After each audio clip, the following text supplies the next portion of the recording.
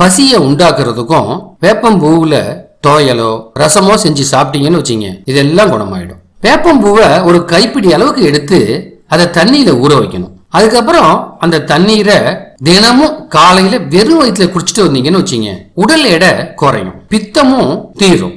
வாந்தி, ஏப்பம், பித்தம் இதெல்லாம் இருந்ததுன்னா வேப்பம்பூவை வெயில்ல காய வச்சு பொடி செஞ்சு பருப்பு பொடியோட சேர்த்து சாதத்தோட கலந்து சாப்பிட்டாலும் குணமாகும்.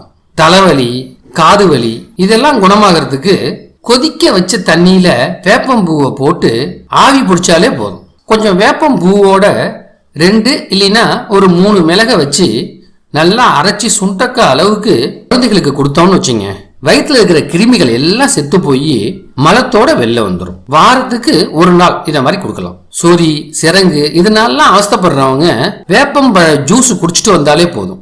சாதாரணமா வேப்பம் பூவை